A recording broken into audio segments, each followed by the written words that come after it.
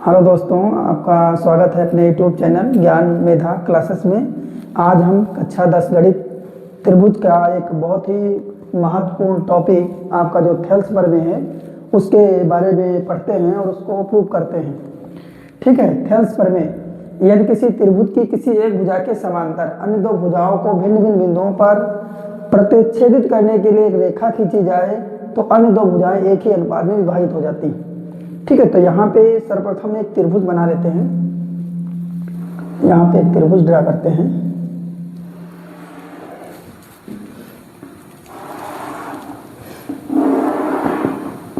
यहाँ पे एक त्रिभुज हो गया। इसमें माना हमने त्रिभुज क्या है, ये इसका ये बिंदु है, ये बी है और ये सी बिंदु है। माना ए बी सी एक त्रिभुज है जिसमें समांतर भुजा हमने मान लिया क्या है, ए बी सी हो गया, और इसको मान लेते हैं ये प्रतिच्छेदित बिंदु डी है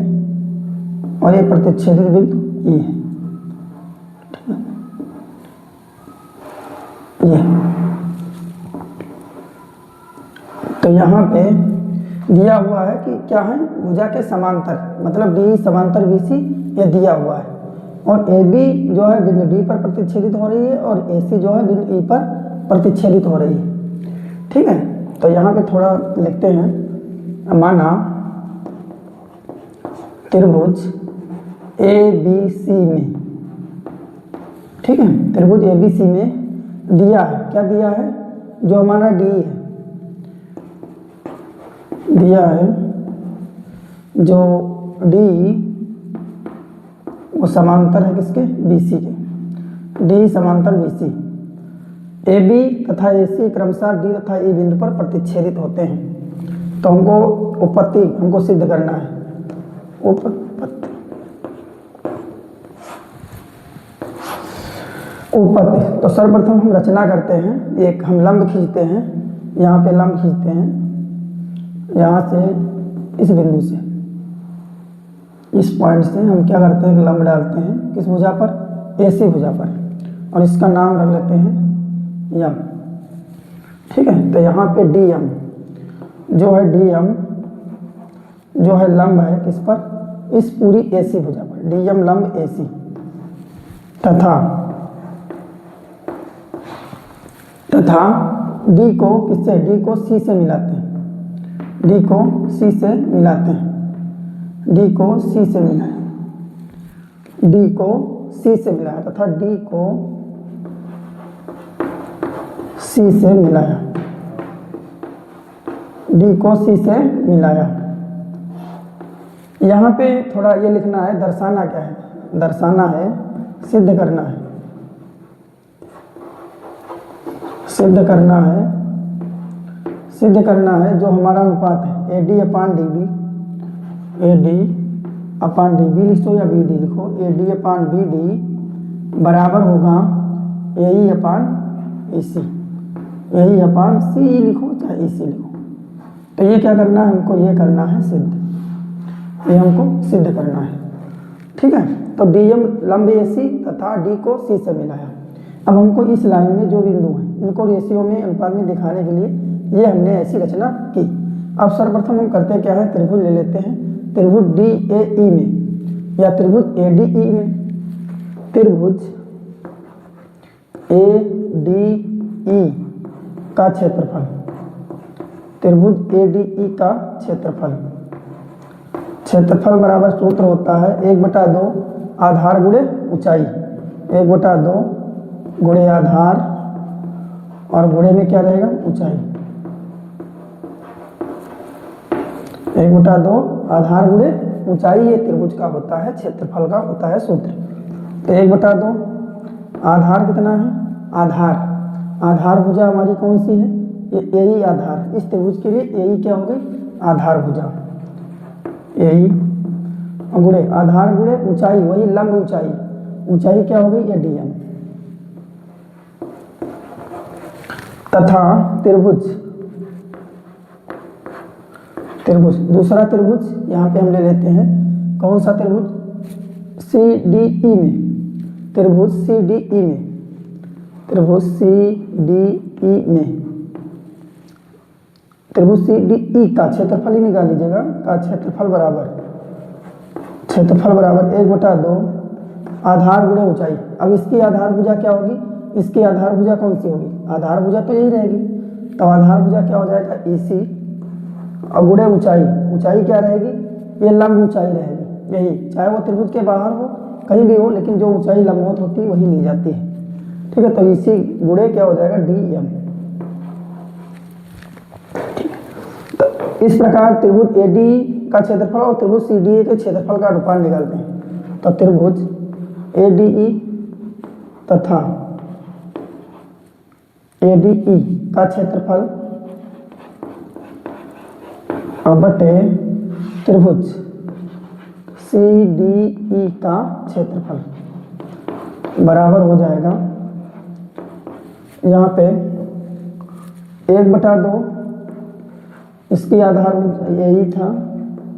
और गुणे DM था, और बटे में 1/2 AE और गुणे D,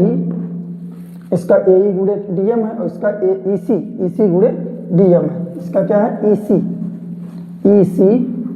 और गुणे DM। यहाँ पे 1/2 से 1/2 कैंसिल आउट होगा और DM से DM कैंसिल आउट हो जाएगा, तो यहाँ पे आ जाएगा AE और बटे में क्या आ जाएगा EC, किसका हो जाएगा त्रिभुज ADE का क्षेत्रफल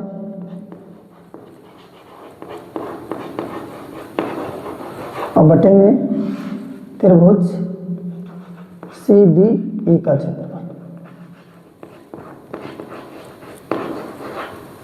ये हो गई हमारी इक्वेशन फर्स्ट।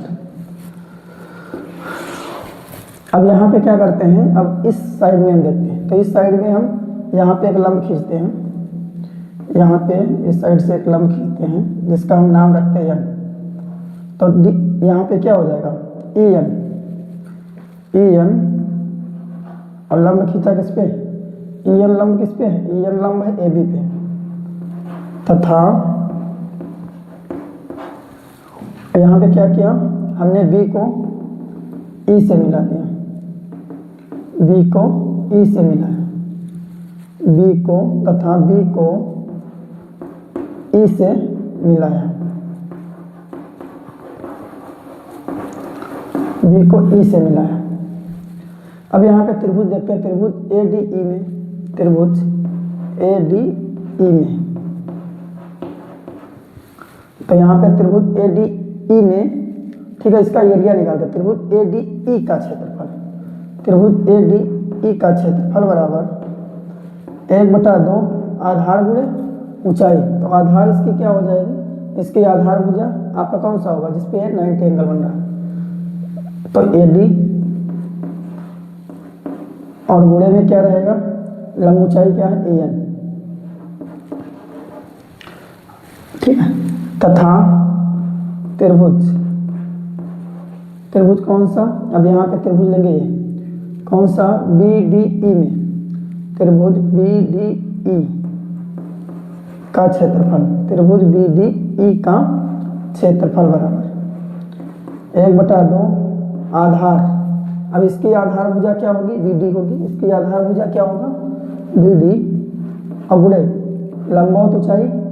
AN होगा। अब दोनों त्रिभुजों के क्षेत्रफलों का हम अनुपात निकाल लेते हैं,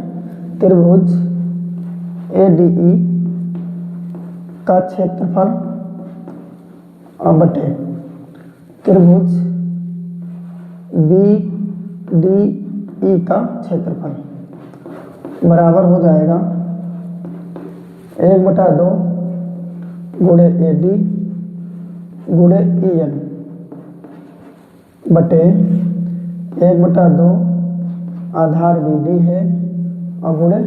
EN, 1/2 से 1/2 कैंसिल आउट होगा, EN से EN कैंसिल आउट हो जाएगा, तो त्रिभुज ADE का क्षेत्रफल और बटे त्रिभुज BDE का क्षेत्रफल बराबर हो जाएगा AD बटे BD। ये इक्वेशन हो गई हमारी सेकेंड। अब यहाँ पे हम देखते हैं,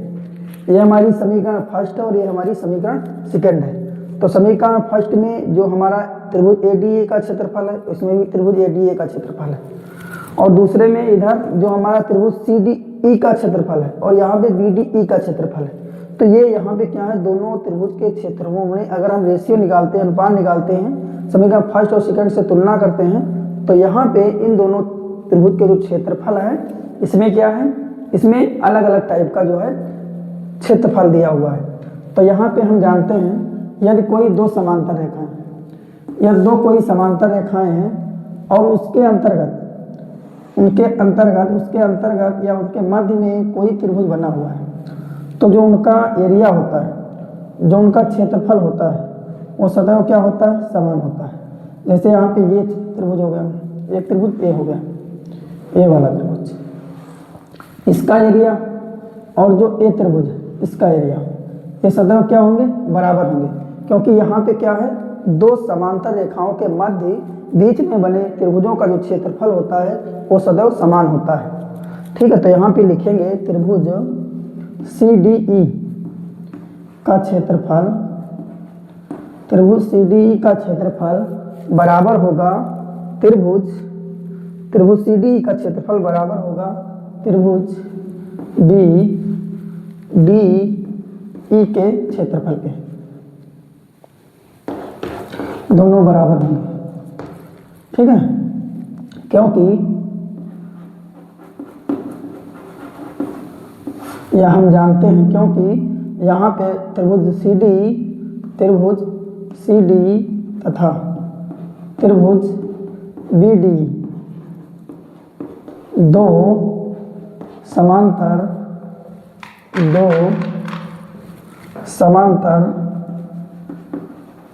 रेखाओं के मध्य